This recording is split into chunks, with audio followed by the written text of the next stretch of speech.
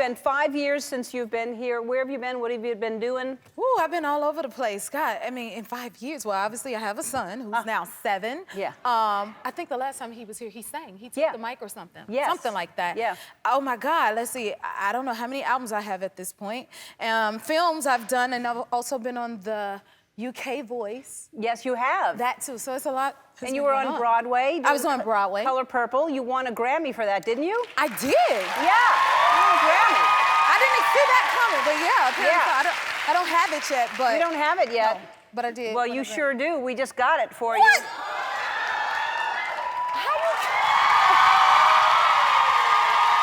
Oh, my God. Thank you. You're welcome. Y'all see this? Congratulations. Thank you. Yeah, I don't know. We made some calls, and I guess it's not that hard to get. You should just had. How did Ellen get my Grammy? Oh, my God. But thank you so much. Got a lot of power. Speech or something? Yeah, you want to give an acceptance speech? Okay, well, I have to say my first Grammy was given to me by Whitney Houston, and then now Ellen. Oh, my God. Yeah. So,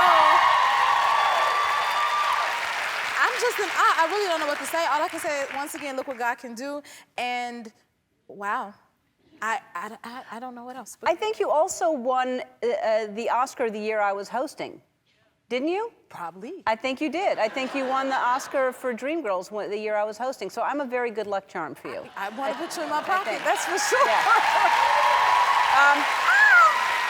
All right, so the last time you were here, you were engaged, and it has been, how long have y'all been together? 9 years, something like that? Yeah. Yeah. About 9 years. So no rush to get married? You're not in a rush? I'm not in a hurry. Yeah, who cares, He ain't right? going nowhere. Yeah, he's not going anywhere, you're not going anywhere. I'm You're not. happy, you're in love, that's all that matters. Congratulations on the Grammy. Whoopi, Whoopi, Whoopi. Ellen.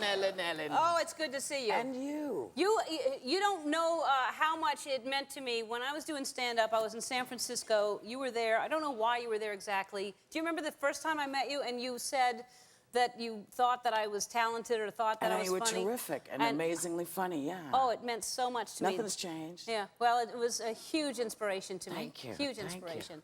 So, and now, I'm glad you're here, and it's an honor to have you, and I'm flattered that you'd come because you live in New York. Right. You don't fly. Right. I crawled here, Ellen. You crawled here? I did. That's what I was hoping you'd say. Yeah. Baby. That's how much you wanted to be on the show. That's right. You take a bus everywhere when you're... Yes. Is it your own bus? Do you own it? It is my bus. I own it. Uh-huh. Yes. And is it like a city... I control my bus. Uh-huh. Is it like a city bus, or what kind of bus is it? It's kind of like a bus that Dolly Parton would be on. Uh-huh. Except there's some strange stuff on it. Uh-huh. You know, I got all kinds of weird little things in the bus. I got toys and a flat screen TV and a big bed and dirty sheets and... Uh-huh. It's just, it's heaven for me because it takes me 43 hours to get here. You drive? No. No. No. So you have a driver. Driving while black, not good across the country. Uh-huh. No. In a big bus. No? No. So you're sleeping the whole time. Much of the time, I am zoned. Uh-huh. I am zoned, but it's great because I have no issues with arriving. Mm-hmm. You know, you get on a plane and you're on there, somebody's coughing next to you or the baby's crying in the back and you can't be rude and there's all just people letting gas go. And I'm in the back of that bus letting my own gas go. And nobody can say, turn it up, turn it down. It's just, it's me and my little domain. It sounds pleasant. It is very fun. Now, so are you scared of flying, or why do you do this? I've never been a good flyer. One of the first times I ever flew, I was flying from London to New York, and a guy passed away next to me. This was not cute. No. And you don't know that exactly that they're gone, because he just kind of slumped. And then he sort of slumped onto me. I'm like, off me.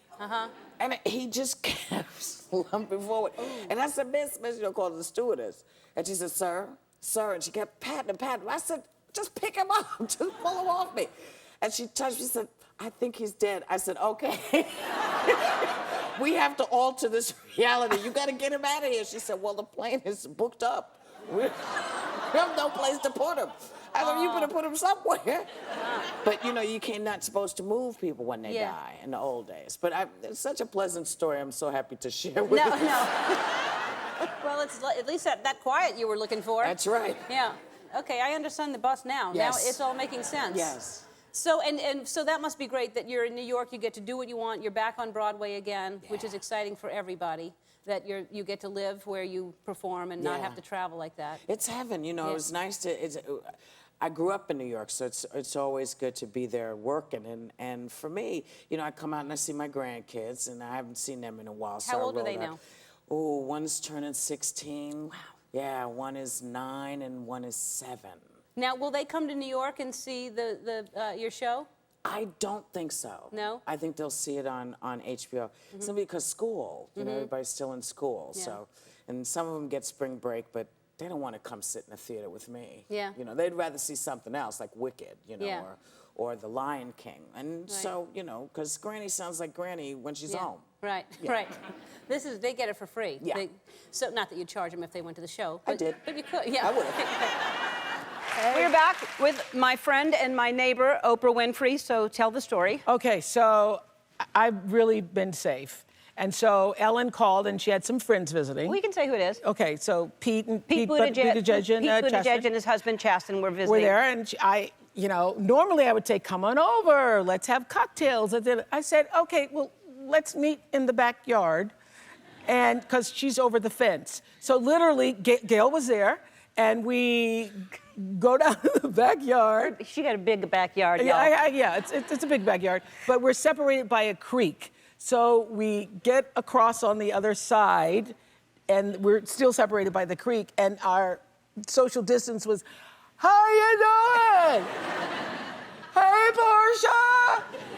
Are you have the horses all tonight? I mean, it was hilarious. So she's and Gail, you can imagine, she and Gail are on one side of the creek, and it's me, Portia, Pete Buttigieg, his husband Chasten, and hikers are walking by just staring at all of us. What is going on? Yes. Watching us talk to each other like that. But yeah, we will continue to see each other. But you flew in just for the day because you're doing The Color Purple in Atlanta, and Yes. how is that going?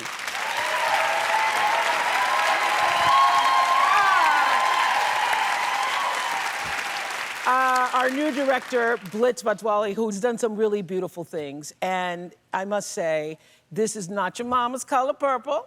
We are doing the musical. So for people who say, why would you redo The Color Purple? I actually watched The Color Purple for the first time in 30-something years the other day, and there's nothing to redo. Spielberg did an amazing job. But we are taking the musical that was on Broadway and turning it into a magical, realized, spectacular event. And I just can't wait for people to see it. I can't wait to see it. That's going to be you amazing. gotta be there at the premiere. Can't Okay. wait. Please invite me. Okay. I'll have time.